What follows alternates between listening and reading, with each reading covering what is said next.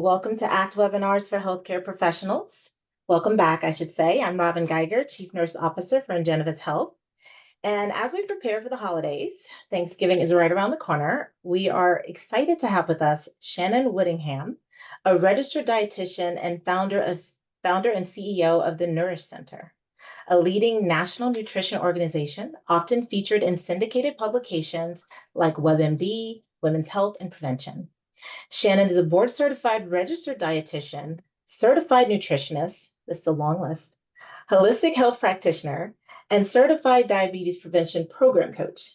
She stays at the forefront of health research and is also a proud member of Dietitians in Integrative and Functional Medicine. So we're lucky to have tips from her today to guide us through Thanksgiving without the guilt. Shanon, thank you so much for being with us. Thank you so much for having me. Excited to And be here. No, lovely to have you. I'm just excited, just kind of we can share like just a little glimpse of what it will be like for our next symposium that's happening, our very first symposium. I want to give a save the date while we have you. For February 27th, we have our very first virtual wellness event for Ingenivis Health, our ACT on Health Symposium. And Shanon, we're lucky that you'll be one of our esteemed speakers for that event. Excited. Yes. Yeah, excited to have you on that. So that's going to be a full day of talks, panel discussions, and on holistic wellness, which incorporates financial wellness, physical, mental health. So I'm really excited to look forward to that. And there will be a registration link and a follow-up email for all the attendees for the webinar and anyone who's registered for the webinar for today. All right. So with that, Shanon, the floor is all yours. Oh, thank you so much. I'm excited to dive right in. And thank you again for having me. I can't wait to just share all I have prepared with all of you. So welcome, everyone. I am so excited to be here and to speak with all of you.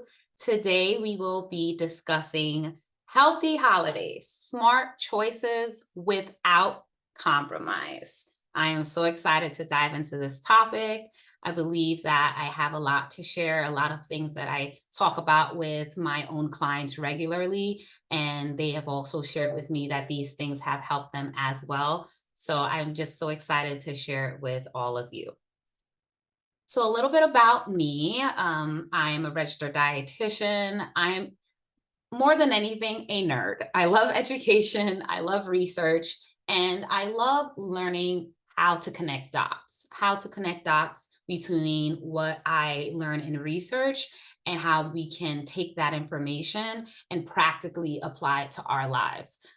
Growing up, especially in undergrad and graduate school, I realize there's a lot of information out there, a lot of good research out there, but not enough people who are translating that research in really easy to understand and apply ways. And that's where I come in and try to fill that gap.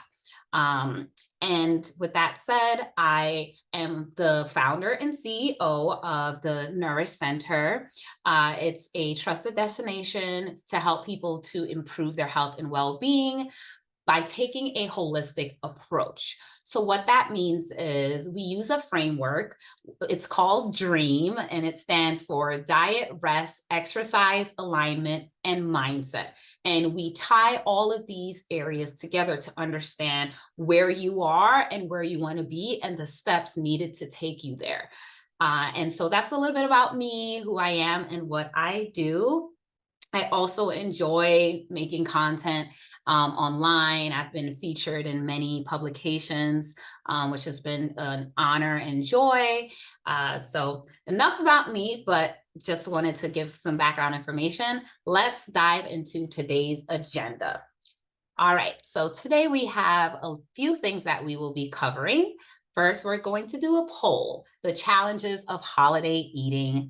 And then we're going to go into some common holiday pitfalls, strategies for these pitfalls, common holiday eating dilemmas, and strategies for those dilemmas as well.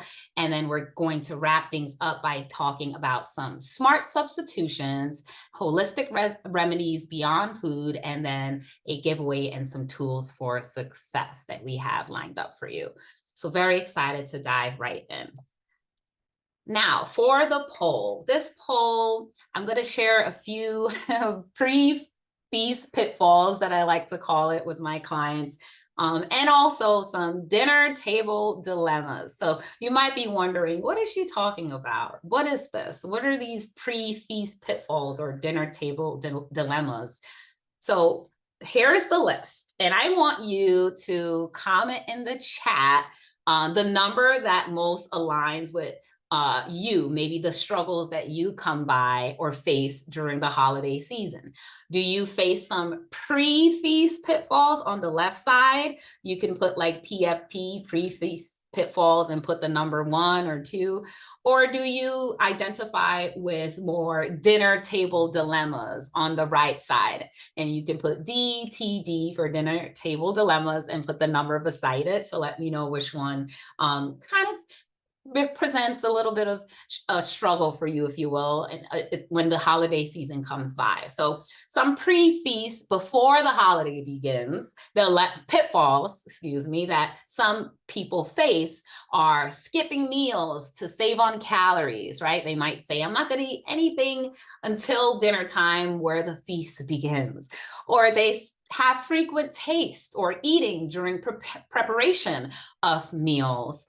Or they might feel overwhelmed and turning to comfort food as they're planning ahead and going grocery shopping and trying to cook 7 different things.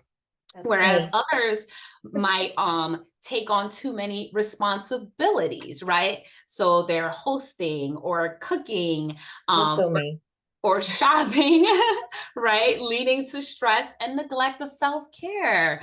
Or some people, for the pre-feast pitfalls, they have a lot of back-to-back holiday events that they're thinking about or planning for. Now we not only have, Thanksgiving or Christmas or New Year's Eve or Hanukkah, but we have Friendsgiving, we have work events, we have all these back-to-back holiday events that are presented to us. And then in addition to that, some pre-feast pitfalls, there is this obligation, right? Feeling obligated to eat or drink at all of these events or multiple events in one day. On the flip side of that, not only do we have these pre-event pitfalls that are presented to us, but we also have some dilemmas that we face on the day of during the event or during dinner. So I call these the dinner table dilemmas. From feeling pressure to eat everything in sight, to not having any healthy options at some events, or not wanting to miss out on a traditional holiday dish. I know, there's certain dishes I like, in my mom's sweet potato pie or macaroni salad. I don't know what it might be for you, but those things that are only made once a year, right? Not wanting to miss out on those, or sticking to portion control when everything looks so good, or losing mindfulness in the excitement of the events. You're chit-chatting, you're talking, and someone's pulling you hair, and another person is telling you to try this food or this drink. And then that leads me to the final one, indulging in too many sweets and desserts due to the celebrations.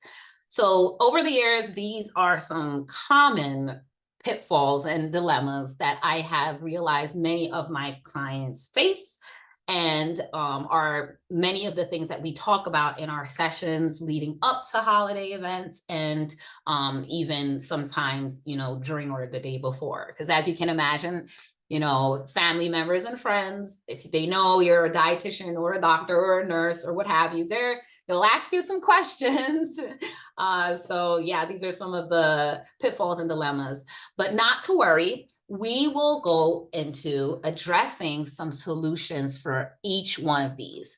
So if you identify with any one of these, PFPs, pre-feast pitfalls that I see some of you have commented, or dinner table dilemmas that I see some of you have also identified with, remember those numbers. We're going to dive into each one. And first, we're going to dive into addressing the pre-feast pitfalls, right? Because these are the things that happen before the actual event takes place. So it's important to address these, especially because unfortunately, I realize sometimes if clients aren't mindful, they kind of have a all or nothing approach. So if they do really poorly with managing their pre-feast pitfalls, they kind of just do away with everything else.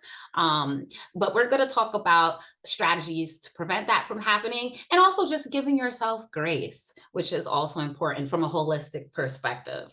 So the first pitfall we're going to address is skipping meals to save calories. So I'm going to dive straight into the explanation here. Skipping meals actually can lower our blood sugar and increase hunger hormones like ghrelin, which can lead to overindulgence in calorie-dense foods when it's actually time to eat. I remember in graduate school, an easy way to remember this is ghrelin is the hunger hormone. Grr, I'm hungry, give me some food. And the opposite of ghrelin is leptin. That's actually the hormone that helps us to feel full and satisfied. So when you skip meals, the hunger hormone ghrelin increases, and it can actually make you overindulge. So this saving calories actually doesn't even work in your benefit. So the solution for this is to eat balanced meals earlier in the day, prioritizing protein, fiber, and healthy fats. Even if you want to keep the starchier carbs low or avoid it earlier in the day to save up on the starchier carbs later, that's fine in this scenario. But eating as you normally would as a normal day, having breakfast, having lunch, a snack, and then having dinner. I promise this is one of the easiest ways to eat more mindfully during these holidays events for sure. And then the next thing I want to talk about is pitfall number 2. So the frequent taste during prep, right? This is common. You want your food to taste good. People are coming over, but grazing while cooking can actually add, for a lot of people, unintended calories, and sometimes hundreds of unintended calories, especially if you're tasting things that are very nutrient and calorie dense, that are like oil based or creamy.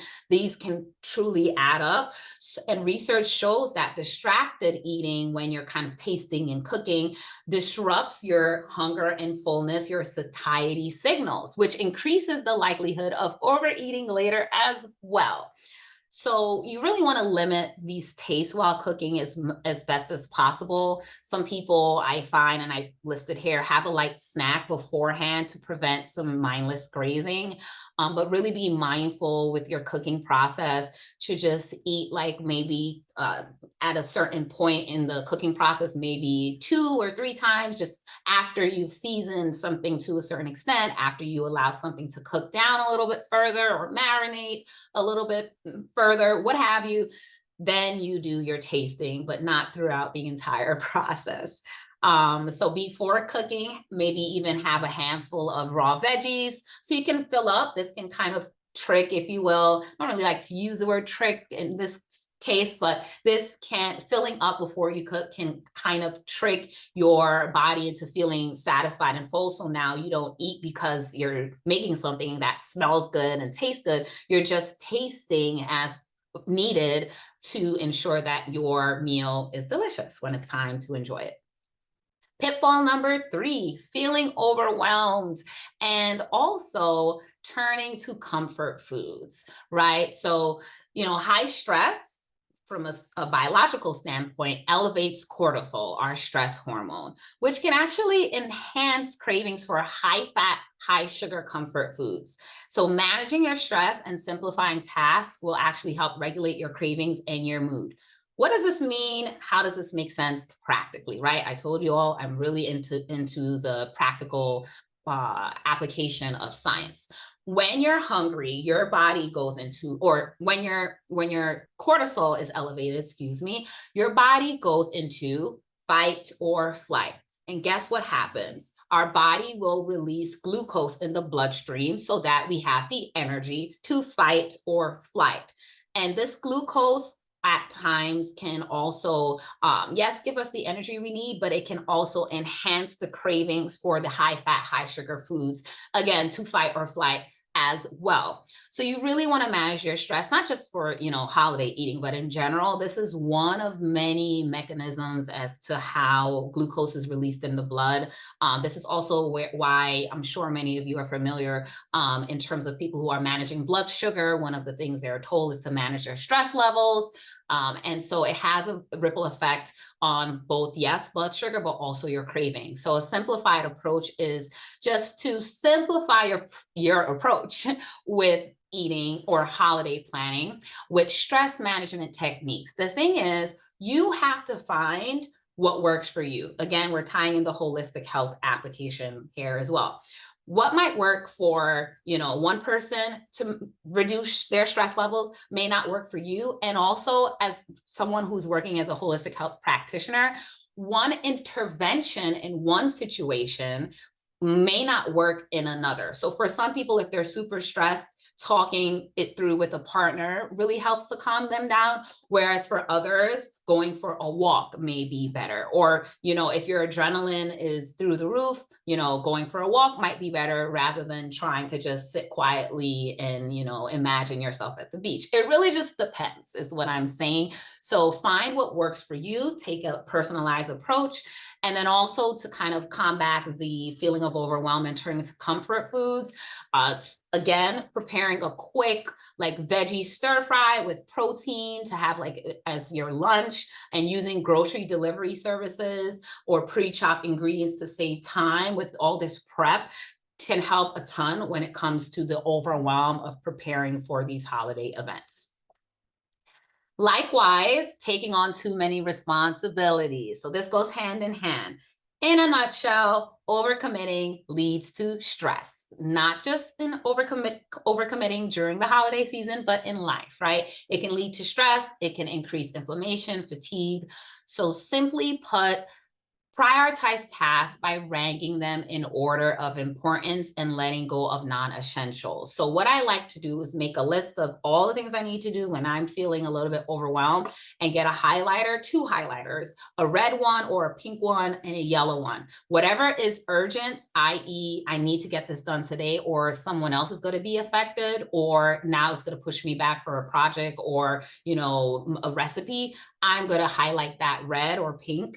And then whatever I feel like I need to get done, but maybe it's not a deadline for today, I'll do that in yellow. So prioritizing and having a method for how you want to prioritize, right? Because very few things are urgent and important. That's one of my favorite quotes by our late President Eisenhower. Very few things are urgent and important. So really prioritize that, your tasks, so that you take on less responsibilities. And also, if you do feel a little bit overwhelmed, maybe you did prioritize really well, take a break, take a 10-minute break, a short walk, accept help from family members or friends when they offer. Take advantage of this season to, get some help, whether it's, someone taking on the task of cooking, or if someone's assisting with hosting or greeting the guests as they come in. You don't have to do everything most of the time. Most of the time, there is someone or a few persons who can help.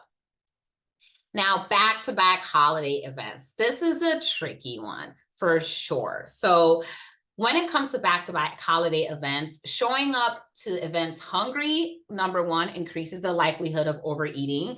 And then on the other hand, eating protein and high fiber foods, hopefully you are all seeing a trend here, beforehand promotes satiety, you feeling full, and also will reduce impulsive eating. So when it comes to back-to-back events, number one, choose one event to indulge in or focus on lighter options and healthier choices at other gatherings. Eat a small balanced meal before heading out to avoid arriving hungry. So if you have 2, events in one, let's say it's Thanksgiving and you, this is actually a true story for me. I have Thanksgiving at my house and then Thanksgiving at my boyfriend's house. And that's been the case for years. And so I have to prepare to kind of save half of my stomach for one family family so they don't feel bad. And so that I enjoy, my mom's cooked food, and then also half of my stomach for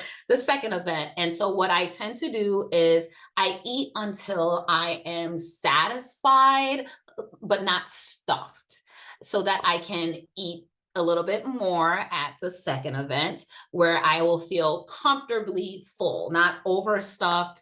And also, of course, respecting, different cultures, eating their foods and indulging to the point where I am comfortably full, not overstuffed, because I have planned ahead. I didn't eat too much, at the event before, but I, for lack of a better word, saved room. So just plan how you want to focus. The point here is plan how you want to focus your events. Like decide on which event you might want to eat a lighter at versus, the event that you want to indulge in.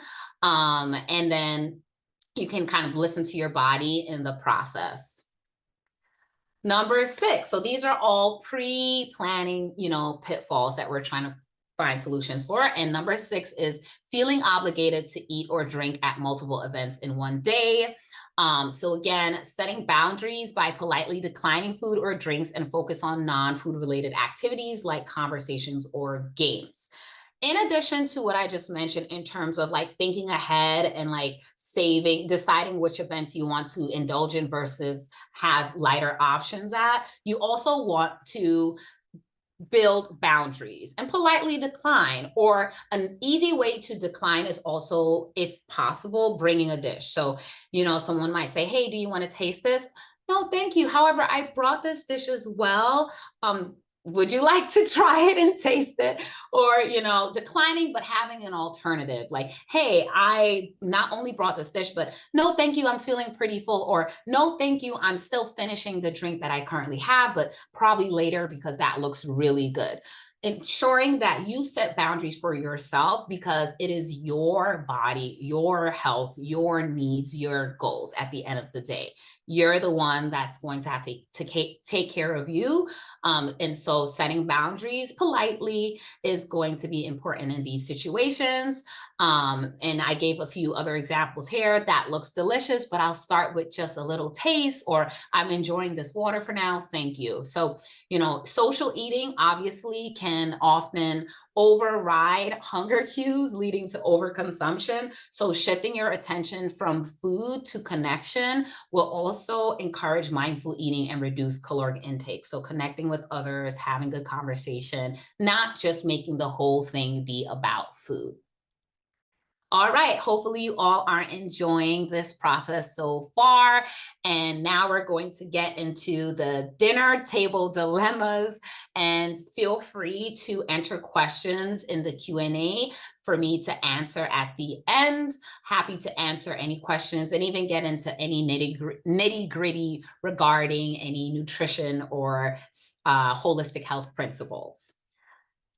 So dinner table dilemma number 1, feeling pressure to eat more, eat everything in sight because everything looks good. Again, we're tapping back into boundaries here. If anything, holiday eating gives us a great opportunity to practice setting boundaries. And we can also look at this from a positive light, because I do know a lot of patients and clients like to set goals for the new year's, and many of those goals do require setting boundaries, whether with themselves or others. So sometimes with my clients, we do a little challenge. We like to take advantage of this and we say, hey, the holiday season, a lot of people call this the winter arc nowadays, like doing the preparation before getting into the new year, doing it early or starting now instead of waiting. A lot of my clients, they take advantage of this and say, hey, I know during the holiday, that's when people tend to ask me like a lot about either my weight, or they tell me how to eat, or they tell me how to drink, or they pressure me. I'm going to use this as an opportunity to practice how to set boundaries. So when it comes to feeling pressure to eat more, because there will usually be 1 or 2 persons at an event that will say another drink won't hurt you, or are you trying to watch your weight if you just kindly decline that you don't want to have something? They think that, it's some, bigger reason that besides the fact that you're just full and you've had enough, use this opportunity to politely, emphasis on politely, set boundaries and focus on savoring smaller portions. And again, building those connections rather than making the whole event around just the food, right? So as I mentioned, saying I'll try a little bit, it looks delicious, or I'm pacing myself so I can enjoy everything tonight. That's even this latter phrase, I'm pacing myself so I can enjoy everything tonight, can sometimes, ward off those, what we like to call in nutrition, food pushers. And so using this might be helpful, especially for those of you who struggle a little bit with setting those boundaries, wording it this way, because as I stated here, the social pressure can override those internal cues, leading to overeating. So again, practice mindful communication, setting those polite boundaries and sticking to the smaller portions and honoring those family traditions and connections. In terms of difficulty finding healthy options, this can be tricky. Oftentimes, this can be depending on the event. If it's like not a work event, because I know a lot of times work events is catered, unless it's like a potluck. But if it is, or if it's a family event, offer to bring a dish that you feel good about eating, that you know is delicious, that you know is balanced.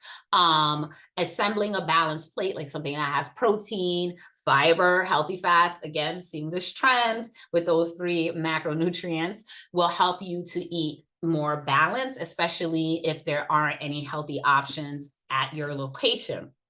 So events in general, as you may know, often prioritize those rich, calorie dense, high fat dense dishes, which make it harder to maintain balance. So bringing a healthy option, even if it's just one option, guarantees that you at least have something that's aligned with your goals. It doesn't mean that you avoid whatever is there, but at least you can fill up most of your plate with something that you feel more in alignment with, and then indulge in the other food choices that are there as appropriately with, smaller portions. So this is a great option when it's difficult to find healthy options. And we'll get into some more in regards to more tips in regards to portion control, I think in dilemma number 5 or 6. And in terms of dilemma number 3, not wanting to miss out. This is a valid feeling and emotion, right? So, one tip is to enjoy your favorite traditional foods mindfully by savoring smaller portions, focusing on the experience of eating, not the quantity. So if you go online, I don't have time to get into it in this session, but if you Google the word mindful eating techniques, you will see a ton of different strategies to help you to eat mindfully. In this day and age, we have lost the art, or many people have lost the art of mindful eating and tapping into their hunger and fullness cues. Mindful eating entails slowing down, not eating fast. It also entails enjoying every single bite. So instead of like putting the whole cookie in your mouth, taking smaller bites, chewing it slowly, taking understanding or tasting the flavors in the cookie. Is it sweet, but is there also a cinnamon undertone to this? Maybe there's some nutmeg in there that you never noticed before, but now that you're slowing down, you do notice. Maybe it's the texture of this cookie, the crunch you like. Really mindfully savoring each bite. This will help a ton with enjoying things that are there, but eating less than you would if you weren't as mindful. So if you love your grandmother's pie, have a small piece, eat it slowly to fully appreciate the flavors and the memories tied to it, right? Your grandmother made this recipe. She took her time, she put her heart and soul into it, and she did it for you. Or maybe it's a recipe that's passed down. Enjoy it, savor it, appreciate it. And so Traditional dishes, especially, they hold emotional significance, which can lead to overeating or fear of missing out.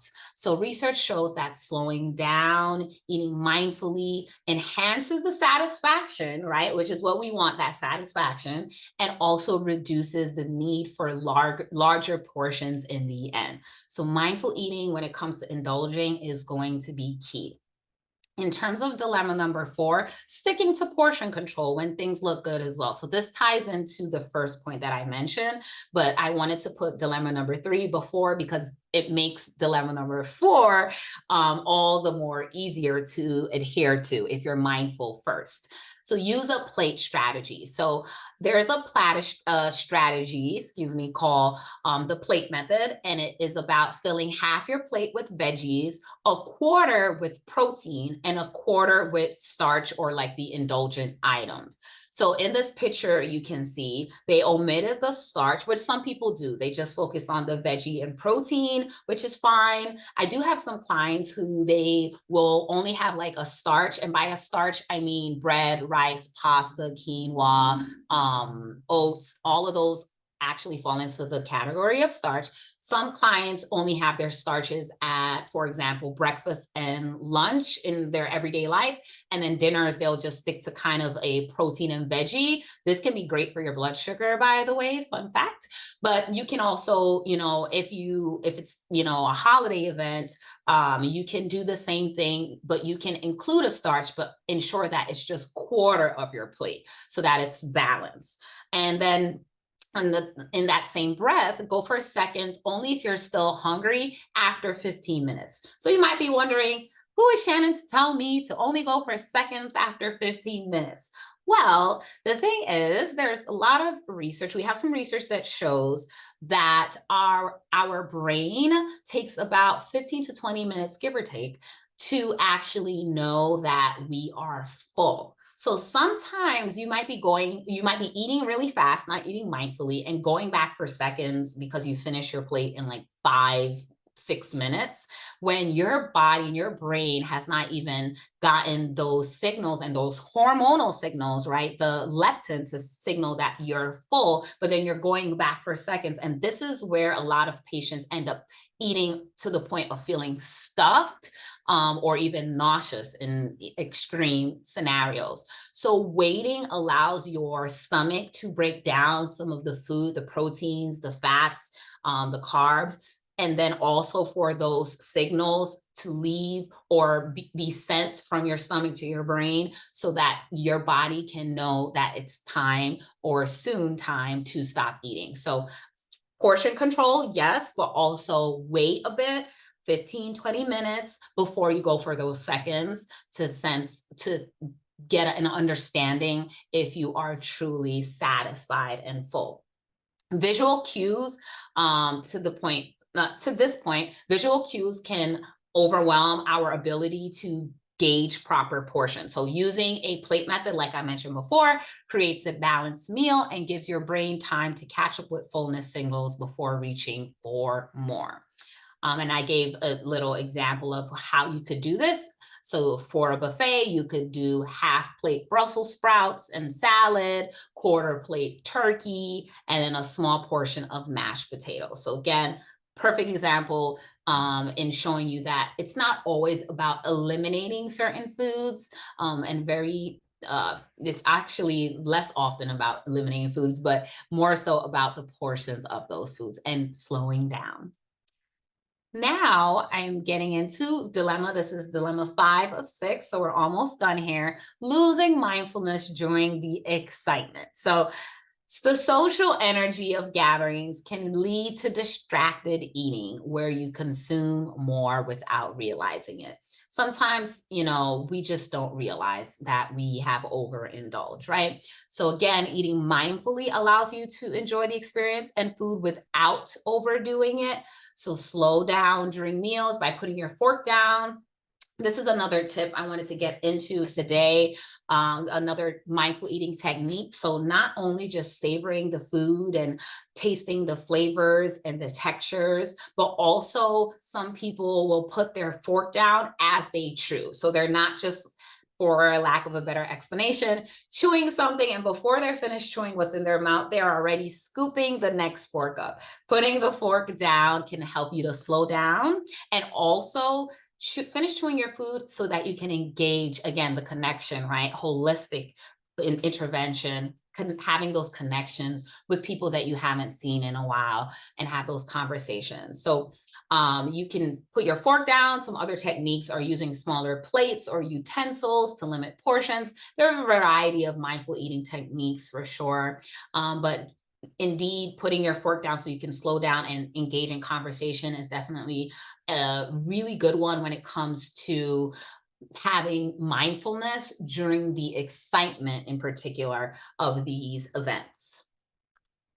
And last but not least, indulging in too many sweets.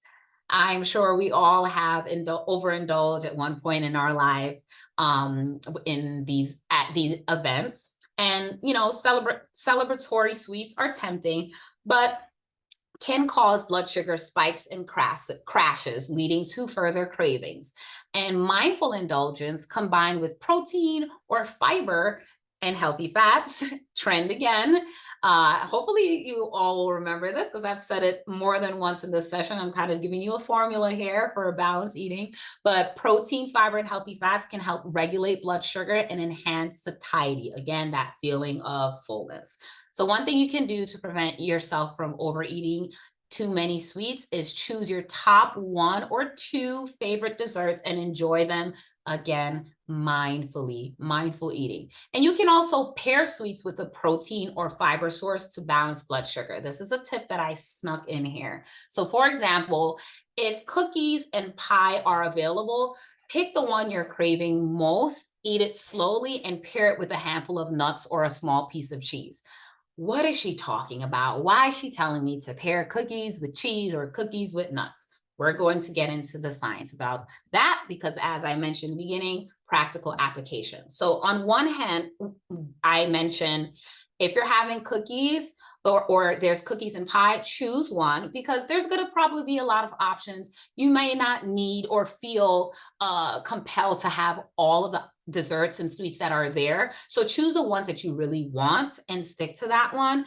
Eat slowly for all of the reasons I just mentioned, the mindful eating techniques. But the reason I mentioned pairing here is because we have some research that shows that if you eat any sweet, candy, cake, cookies, what have you, with something that has protein or fiber, it can actually reduce how fast and how high your blood sugar spikes. A lot of people who have diabetes or prediabetes and they have these continuous glucose monitors that are attached to their arm, they often track the effects of different foods on their body. But what we're seeing in research as well is that not only, yes, limiting certain foods are helpful, but how you pair these foods together with protein-rich foods, fiber-rich foods, and healthy fat-rich foods can actually help to blunt the blood sugar spike, which is amazing. And so when you pair cookies or a pie with something like nuts that have high amounts of healthy fats and also protein, or a small piece of cheese that has some fats in there and protein as well, this in many individuals has been shown to actually help to better regulate their blood sugar response. So yeah, feel free to have those in sweets and desserts after you have a meal that has protein, fiber, healthy fats, and if possible, maybe find a really tasty pairing that you can do. I like one of my clients, she shared she does like Greek yogurt and cookies. She crumbles up the cookies and puts it on top of the Greek yogurt. I thought that was fantastic. Protein and your indulgence of cookies right there, but try to see what you can pair together to help you to enjoy what you want in a healthy manner. So now, as I close, I wanted to share some recipe substitutions, not just pairings, but some substitutions for classic holiday dishes. So one of them is mashed potatoes or mashed sweet potatoes instead of the marshmallow yams, Greek yogurt based dips instead of heavy cream. This is a really good one. So if you use unsweetened, unflavored, no fruit added, 0% fat Greek yogurt, usually this is commonly found in any supermarket, you can find it, as a replacement for a dip, and you season it with herbs and spices, let's say thyme and like, or some people get creative and they use like a ranch seasoning and they mix it into the Greek yogurt. This is a great replacement for dips. And now you're getting protein with whatever you're, dipping, whatever you're using to dip into the Greek yogurt based dip. So this is a great substitution. Whole grain stuffing instead of white bread stuffing. Not only will this be higher in minerals, but also higher in fiber as well, and protein. Whole grain bread is higher in protein, higher in fiber, and higher in vitamins and minerals compared to the refined white bread. Roasted veggies with olive oil instead of casseroles. That's a really good one. Water with fresh fruit instead of sugary sodas or cocktails. Roasted carrots instead of glazed carrots, steamed green beans instead of green bean casserole, veggie sticks with guac instead of chips and creamy dip, unless you do the Greek yogurt-based high protein dip I just mentioned, fruit skewers with dark chocolate drizzle for the polyphenols, right? Instead of chocolate cake. This one can also be kind of fun and a great way to slow down with eating more indulgent foods, because you have to kind of swirl it with the chocolate fountain that you can get on Amazon. Blended cacao chia seed pudding instead of chocolate mousse. This is my favorite one. You take some chia seeds, you get some milk of your choice, whatever milk you tolerate, and then you put a little bit of cacao in there. Sometimes I put a teaspoon or two of maple syrup and I blend it, and that becomes a very high fiber, high protein mousse. It's absolutely delicious. And finally, stove popped popcorn with spices instead of caramel popcorn. This can also be a fun family recipe to make, especially with the little ones, because they can watch it when you cover it with the glass cover, watch the popcorn pop. And then you can season the popcorn however you want. You can make it on the sweeter side with cinnamon, or you can make it on the cheesy side. You can do nutritional yeast, which is high in B12, high in a bunch of vitamins and protein, but making it yourself instead of the already pre-packaged, pre-buttered popcorn or the caramel popcorn that we often see around this time. And finally, to wrap things up, I'd love to share, I would be remiss if I did not share the holistic remedies, finding joy beyond food, right? So for the pre-holiday or pre-event pitfalls, giving back, volunteering, donating, creating care packages.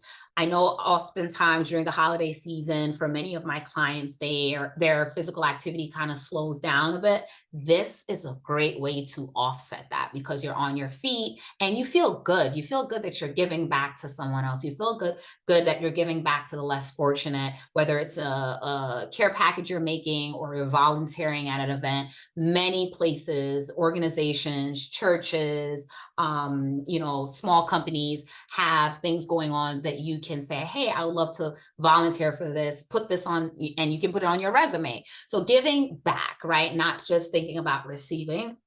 And then also during the holiday events, having game nights, bring a family member together, do a board game, charades, go to Target or even Dollar Tree. They sell board games, right? That you can bring and have a fun activity with, your family, do a fun activity with your family members or loved one. Maybe there might be an activity that sparks someone's interest. Maybe a family member that's usually quiet might get interested in something. And it builds that connection. Also making holiday crafts. This is a great one to do, especially during Thanksgiving time. If you celebrate, DIYing holiday cards together, making it by hand. There's something very special when you do something by hand that's, I feel, is like a keepsake. So making DIY handwritten holiday cards. This is so easy. You can get some computer paper or cardstock, some markers, and everyone can design it themselves. You can even DIY, make the envelope yourself. You don't even have to buy that. Making it a fun event. And then also connecting with others, whether you're walking outside in nature, with the busyness of life, oftentimes we don't get to go outside and appreciate the changing seasons. Go inside, go outside, enjoy the crisp of the holiday air, reflect on the year before and the year approaching, and have a little social walk with a family member or friend. Also, from a nutrition standpoint, when you walk after meals, this helps with digestion. This also helps to reduce blood sugar spikes or your elevations after meals. So now not only are you connecting with someone that you haven't seen in a long time, not only are you going outside in nature and enjoying the air, you're also helping your body to digest your food and helping your health. So checking 3 boxes by doing one thing. And finally, gratitude practice. So encouraging each person to share one thing they're grateful for at the dinner table and one thing they can look forward to in the year to come. This is a great, simple activity. This kind of fosters a sense, or it does foster a sense of gratitude, but also excitement and inspiration and motivation for the year ahead in just this one little activity. So these are ways to holistically find joy beyond food during these events. Oops.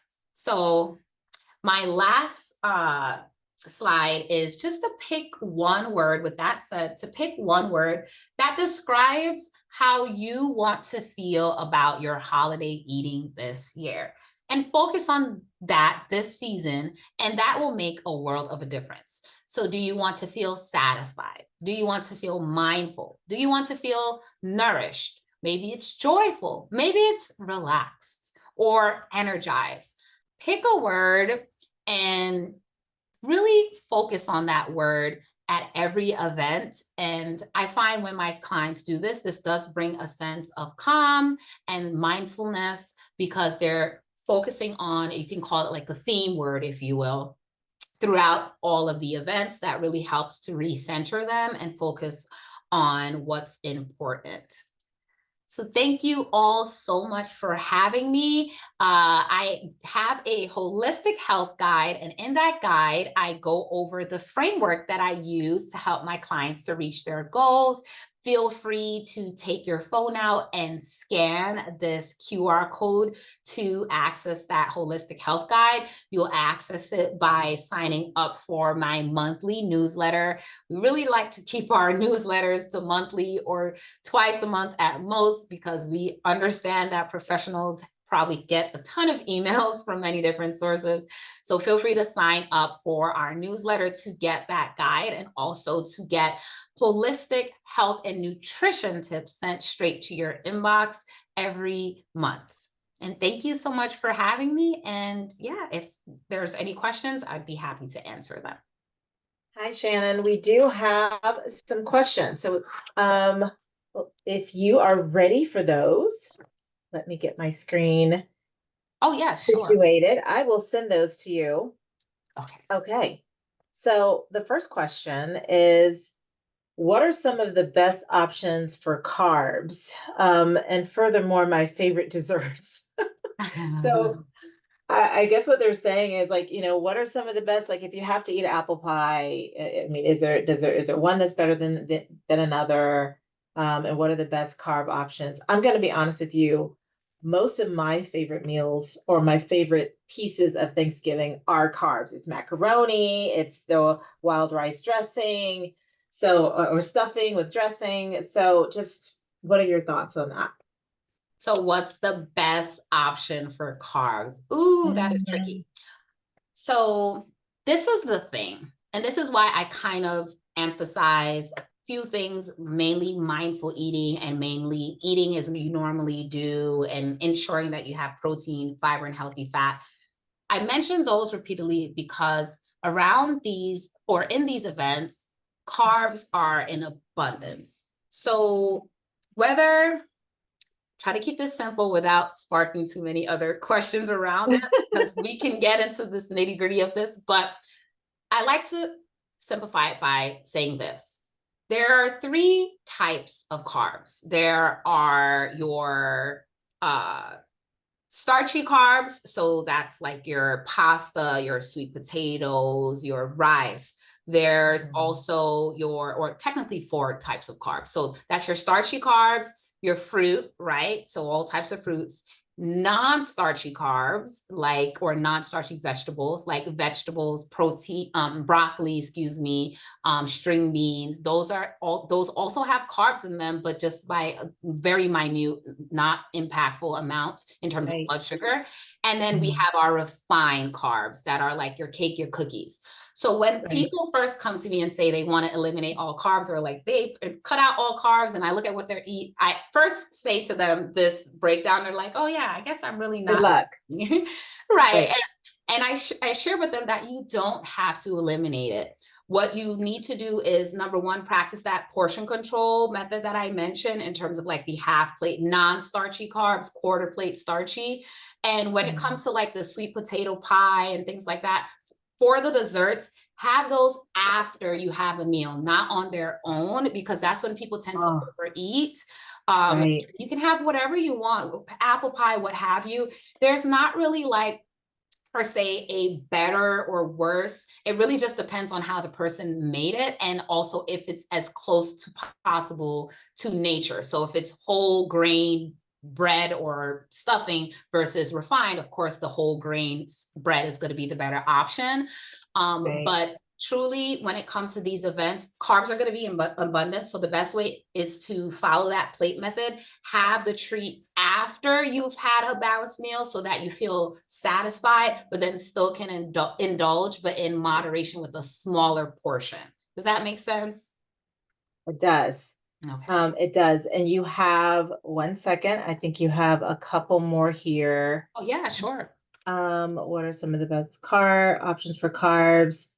Okay, you have some comments as well. These were so insightful. Thanks for sharing. That's from Chrissy. And then, from Bev, she loved your options about putting the fork down in between bites. And then I have, my wife is amazing. The rest of my family is slightly interesting. Any tips on family fun and discouraging food drama? Not that there really is any. Asking for a friend. Okay, so tips on family fun and discouraging food drama. Right. So I guess what. Oh yeah, go ahead. I'm asking. Oh, like if two people bring sweet potato pie, choosing which one? Okay, funny. So this is tricky, because knowledge makes the world of a difference. Sometimes people just don't know the things they say or the things they do are affecting other people. And sometimes because of that, I do tell a lot of my clients to focus on just the awareness around that, like realizing that it's them, not you. Like if they're being food pushers, or like saying like, that's what it sounds like. Yeah. I have some aunties that are food pushers for sure. Yeah, exactly. Or like, are you trying to watch your weight? And it's like, and if I was, you my body. Yeah. So the thing is, I think being mindful, choosing the word, like I mentioned, like what word do you want to feel like relax or whatever. And then if someone is a food pusher, or, presenting drama, remembering that word, like, okay, I said I'm going to be relaxed at this gathering, and remembering that it's mainly them, not you, in terms of like the drama portion of things. As far as like the family fun, I do encourage games. Like I cannot stress that enough.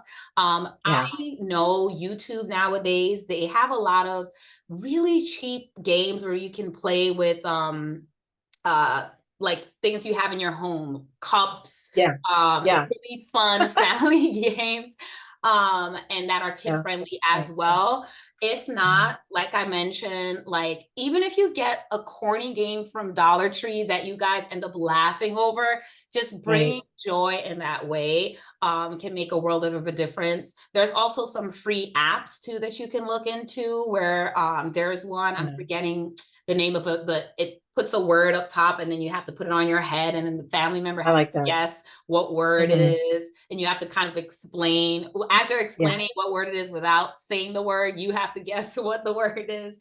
But you can do it even if you don't have an app. Your team can come up with words, write it on a paper and put the word like turkey and then say, okay, try to guess a bird that we all eat and make a game out of it. So I games like can that. be fun.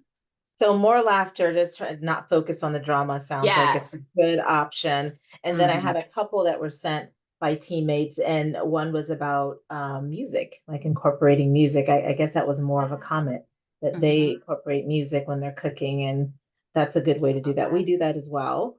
That's a Um, good one. Mhm. that's a really good one. And then the other question was about, I mean, there's several people. Um, I'm on a GLP-1 and trying to lose weight. Are there tips for foods with less calories? And I think I think you covered that. Mhm. The GLP-1s, they're everywhere. Ozempic, I mean, Mhm. and they're really benefiting a lot of people. They're seeing massive amounts of weight loss, and people are getting healthier. But I'm wondering, does that change their eating overall? So that's a good question. I mean, what should they Yeah. focus on if they're really sticking to it and trying to lose weight? Yes. So in fact, Mhm. there is actually, I know a lot of people are talking about nowadays like GLP-1 foods, and there's like not a Mhm. specific category for this. However, kind of what I was kind of throwing out throughout the session, there are some foods Right. that can help with satiety in that feeling of fullness, giving you the same satiety or feeling, if you will, reducing food noise that the GLP-1s do in terms of protein, fiber, and healthy Mm. fats. For lower calorie foods, that's where you really are going to want to focus on your non-starchy vegetables like the leafy greens, spinach, Right. broccoli, zucchini, berries, the chia seed that I mentioned, and Your plate also method. yes, Your exactly, the plate method. Okay. This method Mhm. really checks a lot of boxes without having to remember all the little things. I like it. Yeah. Yeah, so focusing on that, like most of your plate, those leafy green or leafy Mhm. vegetables or high fiber vegetables, if you will, and then leaner protein. So instead of, even though it can be delicious, like the chicken leg and thigh, do the chicken breast, do the turkey Mm. breast. Those little things will cut calories because a lot of times it's the fats in these foods Mhm. that bump up the calories significantly. So it's a Like lot to that. kind of throw at people, but 1 gram of protein will typically yield 4 calories, whereas 1 gram of a fat will yield 9. So just by going leaner and less fat, you can oftentimes reduce the amount of calories in a Oh, meal wow. by Yeah. more than half. Exactly. So Wow. Yeah. where, mhm. I like that. So still have the turkey, but maybe have the leaner portion and the leaner area or piece of the turkey, like Yes, breast instead of exactly. leg thigh. Love that Exactly, so taking the much. skin off of it. Even if Mm. you're doing, red meat, doing leaner cuts of red meat, so the brisket, not the T-bone steak, little things like that can make a world of a difference. Mhm. And help with Wonderful. cholesterol too.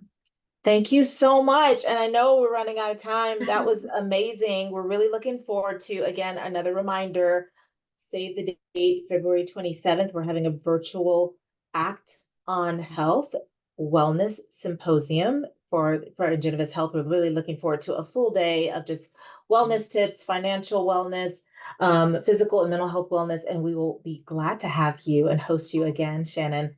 Thank you Yeah. so much for being with us today. You've gotten lots of reactions, and I guess they call them emocons Yeah. throughout the presentation. It was really Aw. fun. And this will be available on demand for others. You had a lot of people register for this event. So those who are working in the middle of the day who couldn't attend will still get the recording. Thanks everyone for attending, and we'll see you next time. Thank you Thank so you so much. much. It was a pleasure. So much fun. Thank you.